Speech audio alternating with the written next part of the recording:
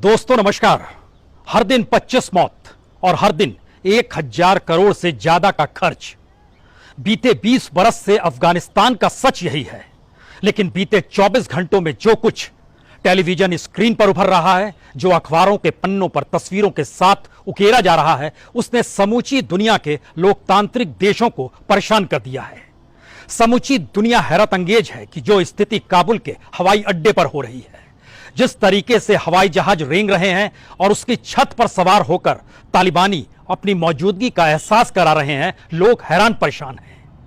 अपने तरीके का यह पहला नजारा शायद 21वीं सदी में पहली बार नजर आ रहा है, लेकिन इसी 21वीं सदी का एक सच यह भी है कि 21वीं सदी के शुरुआत के साथ ही अमेरिका ने ऐलान किया था, जो हमारे साथ है वो हमारा दोस्त है, जो हमारे साथ खड़ा हुआ नहीं है वह हमारा दुश्मन है। और निशाने पर अफगानिस्तान था। 9/11 के बाद 2001 से लेकर 2021 तक का सफर, कितनी मौतें हुई, शायद इतना खून कभी किसी युद्ध में बहा नहीं। कितना पैसा खर्च हुआ, शायद इतना पैसा कभी पानी की तरह युद्ध के मद्देनजर बहा नहीं। लेकिन यह सब कुछ 20 बरस में माफ है और अभी की तस्वीर शायद किसी को बर्दाश्त नहीं है। लेकिन आज सवाल भारत का भी है। भारत की सीमा पर पाकिस्तान है, जो इस वक्त सबसे मजबूती के साथ तालिबान के साथ खड़ा है। और जब समूची दुनिया में भर्त्सना हो रही है तालिबान के, उस समय पाकिस्तान के प्रधानमंत्री खुले तौर पर इमरान खान जब इस बात का ऐलान कर रहे हैं कि गुलामी की जंजीरों को तोड़ फेंका है अफगानिस्तान में, तो संकेत बहुत साफ हैं। इस वक्त अफगानिस्तान के भीतर तालिबान का नहीं, ISI का कब्जा है। और उस ISI के पीछे अगर पाकिस्तान है, तो उस पाकिस्तान के पीछे चीन भी खड़ा है, जिसने बहुत साफ तौर पर ऐलान कर दिया है कि हम तालिबान के साथ बेहतर संबंध बनाना चाहते हैं। और इन सब के बीच रूस ने भी कह दिया है कि हम अपने दूतावास को बंद नहीं करेंगे। यानी दुनिया भर के तमाम देश जब दूतावास बंद कर रहे हैं, अपने लोगों की वापसी की व्यवस्था कर रहे हैं, उस वक्त रशिया कह रहा है हमारा दूतावास बंद नहीं होगा। अफगानिस्तान अगर 0 पॉइंट है, तो उसके इर्द गिर्द इस त्रिकोण को आज समझ लीजिए। एक तरफ पाकिस्तान, चीन और रशिया, और इन सब से हटकर दूसरी तरफ भारत खड़ा है, जिसके साथ बीते 20 बरस में शायद अमेरिका खड़ा रहा। अमेरिका के कहने पर भारत ने बहुत पूंजी अफगानिस्तान में झोंकी है। अमेरिका के कहने पर भारत जिस अल्टरनेटिव सिल्क रूट को लगातार निर्माण करने में लगा था, जो कि अफगानिस्तान से होकर ईरान तक जाता था और उसके बाद मिडिल एशिया का रास्ता खुलता था और उससे यूरोप का रास्ता खुलता था, उस दिशा में उसको सहयोग अमेरिका से मिल रहा था। तो क्या इन 20 वर्षों में जो कुछ अफगानिस्तान में होते रहा, दुनिया ने उससे आंख मूंदे रखा? हमें लगता है कि आज एक एक पन्नों को पलटने की जरूरत है, क्योंकि इस वक्त भारत के शीर्ष पर जम्मू कश्मीर और जम्मू कश्मीर के भीतर इस वक्त वहां की जो परिस्थिति और वहां के जो इससे पहले सेपरेटिस्ट कहें, नेता कहें, अलग अलग पॉलिटिकल पार्टीज के लोगों को कहें, जिसे दिल्ली रास नहीं आती है और दिल्ली उन्हें रास नहीं आता है, क्या इन सब के बीच जब कट्टरपंथ, इस्लामिक कट्टरपंथ अगर अफगानिस्तान से जागेगा, पैसा जब चीन से बहेगा, स्ट्रेटेजिक अलायंस जब रशिया का रहेगा और इन सब के साथ ईरान भी खड़ा होगा, तब भारत की सीमा पर खास तौर से जम्मू कश्मीर को लेकर क्या हालात होंगे? और खास तौर से ऐसे मौके पर, क्योंकि मोदी एरा में भारत के किसी भी पड़ोसी के साथ भारत के संबंध बेहतर नहीं है। चाहे वो नेपाल हो, चाहे वो श्रीलंका हो, चाहे वो बांग्लादेश हो, चाहे वो मालदीव हो। और इन सब के साथ अगर अंतर्राष्ट्रीय तौर पर भारत खुले तौर पर अमेरिका के साथ ट्रंप काल तक नजर आते रहा, और बाइडेन जब वहां के राष्ट्रपति बने, तो उनकी तरफ से जो मैसेज निकल कर आया, वो कश्मीर नीति को लेकर दिल्ली द्वारा तय की गई रास्तों को गलत करार दे दिया गया।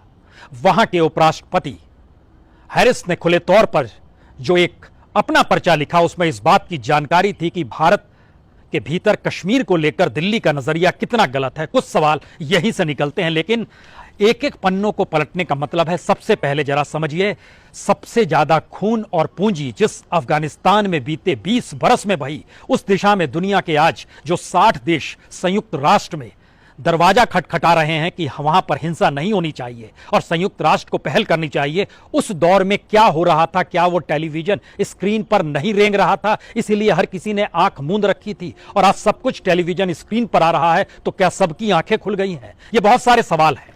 लेकिन फिर भी 19 साल 9 महीने यही उम्र है अफगानिस्तान में अमेरिका की। हर दिन 25 मौत और 1,75,300 मौत इस 19 साल 3 महीने 9 महीने के भीतर हुई है। इस दौर में हर दिन 1,095 करोड़ रुपया खर्च हुआ है। कुल मिलाकर यह 80 लाख करोड़ से ज्यादा का बैठता है, और अगर इसको डॉलर में कन्वर्ट कीजिएगा, खर्च डॉलर में ही हुआ है, तो यह 1,083 बिलियन डॉलर है। खर्च जो अमेरिकी सेना पर किया गया, जो अफगानिस्तानी सेना पर किया गया, जो पुनर्निर्माण के नाम पर किया गया और तमाम योजनाओं को लेकर किया गया, अगर उसको भी आप देखेंगे तो कई सवाल आपके जहन में आएंगे। जब तालिबान ने अपने फन काढ़ने शुरू किए और जब वो काबुल की तरफ बढ़ रहा था, तो क्यों आखिर समाज और सेना दोनों के भीतर से वह गुस्सा और वो आक्रोश और वो टकराव और वो सामने खड़े होकर लोहा लेने की स्थिति में क्यों नहीं आ पाए? क्या वो बटे हुए थे?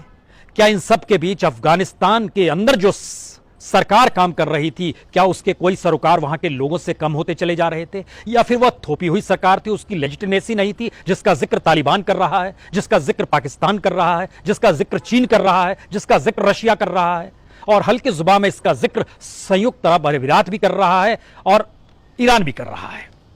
इन सारी परिस्थितियों में ध्यान दीजिए, अफगानिस्तान की सेना पर 81 बिलियन डॉलर अमेरिका ने खर्च किया है, जो सिर्फ ट्रेनिंग के लिए खर्च किया गया, जो उनको मुहैया कराई गई सुविधा उसके ऊपर 81 बिलियन डॉलर।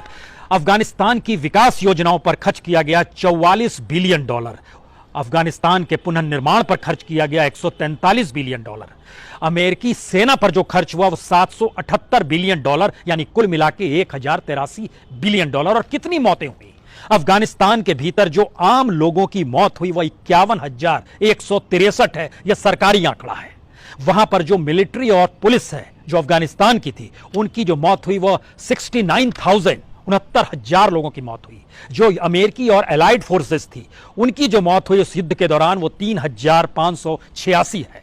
और जो तालिबान और जो उनके साथ जो दूसरे लड़ाके थे, उनकी जो मौत हुई वह भी 51,191 है, यानी कुल मिलाइएगा तो ये तकरीबन 2.25 लाख बन जाते हैं, 1,75,390 इतनी मौतें हुई हैं।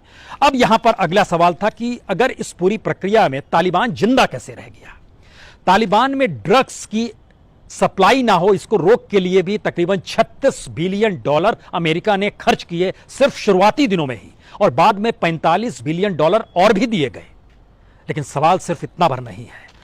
इन सब के बावजूद जो साल दर साल कमाई चलती चली गई तालिबान की, वो तकरीबन 1.6 बिलियन डॉलर की है, यानी इसको रुपए में कन्वर्ट कीजिएगा तो 11,889 करोड़ रुपए की कमाई हर साल हो रही थी। ये कमाई ड्रग्स से आती थी 416 मिलियन डॉलर, माइनिंग से आती थी 35 मिलियन डॉलर से लेकर 464 मिलियन डॉलर जो 2020 में इसकी कमाई हुई।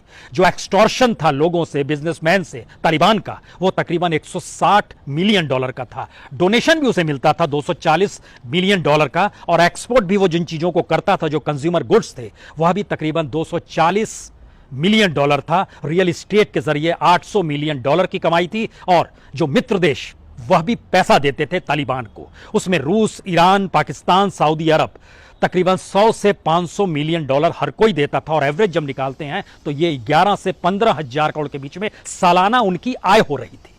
अब आप कल्पना शुरू कीजिए कि इसके साथ हथियारों का जखीरा, क्योंकि जो दृश्य नजर आ रहा है वो दृश्य इसलिए है क्योंकि अब अफगानिस्तान उस रेडिकल एस्पेक्ट का केंद्र तो नहीं बनेगा जिस रेडिकल एस्पेक्ट को लेकर भारत कश्मीर के भीतर घबराता है, और भारत के भीतर की जो पॉलिसीज है उस पॉलिसी में हो सकता है वह एक ड्राईलैंड मौजूदा वक्त में उत्तर प्रदेश भी हो, क्योंकि जो राजनीतिक सियासत भारत के भीतर में है उसमें मुस्लिम अलग थलग पड़ गया है। तो क्या ये खतरे भारत के लिए तो नहीं है जो आने वाले वक्त में बड़े हो जाएंगे? यह परिस्थिति पहली बार शायद भारत के सामने बिल्कुल नहीं है, और यहीं से शुरू होता है भारत के लिए सबसे बड़ा सवाल। इस दौर में जब आपके पास एक स्टेट्समैन की जरूरत इस देश में कूटनीति आंतरिक तौर पर भी और अंतर्राष्ट्रीय तौर पर भी समझने और सुलझाने की होनी चाहिए, क्या वो है?